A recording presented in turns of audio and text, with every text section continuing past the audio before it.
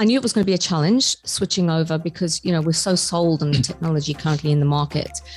I think from a therapist's perspective, my staff have been with me, 8 years, 11 years. That's a long time. Yeah. They know that if I'm bringing on something, it's got to be better than what I've got.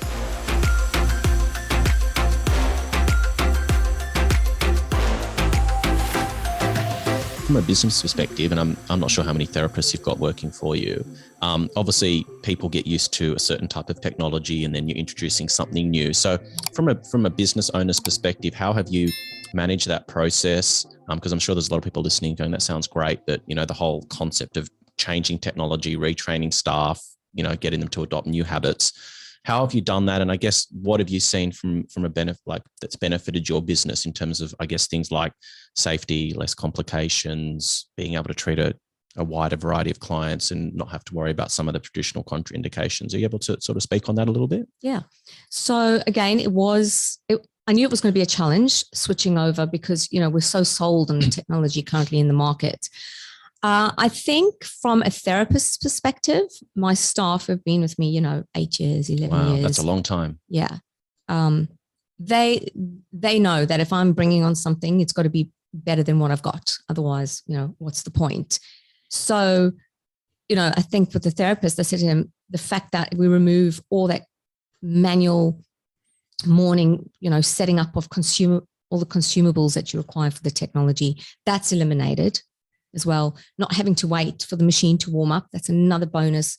So it's made their lives a lot easier, and also saying to them that you're not going to be sitting there for an hour or 2 hours having to focus and make sure you're not missing spots. So the actual manual task for the therapist is going to be improved. You're not going to be stuck in that room now with the therapist, with the client for 1 to 2 hours.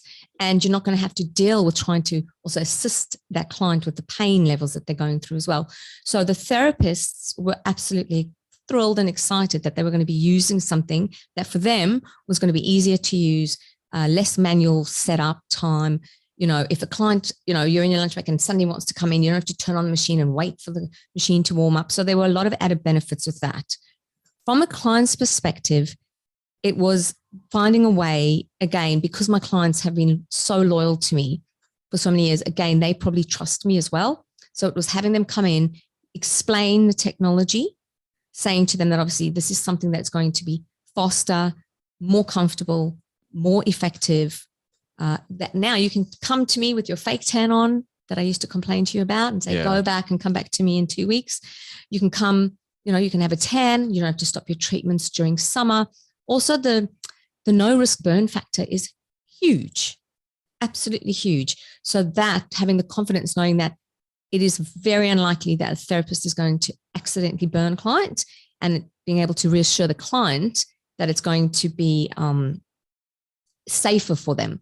So what's quite interesting is a lot of my female clients now, with the teenage girls, is that whole thing of your child going through pain, which no mother wants to see their kid go through pain, but also that concern that, their kids are at school, they're sitting outdoor in break time with their legs in the sun, or can they manage it? And that safety side that the Soprano offers and the comfort of it, a lot of people are now starting their teenagers on it in a much more pleasant way than what obviously they as mothers had to go through. Thanks so much for watching the podcast clip. You can listen to the whole audio episode of the podcast on your favorite podcast app, on Apple Podcasts or Spotify. And please also leave us a review on the podcast app. If you like what we do, please smash the like button, consider subscribing to the channel, and don't forget to hit the bell icon so that you get notified when we release new content.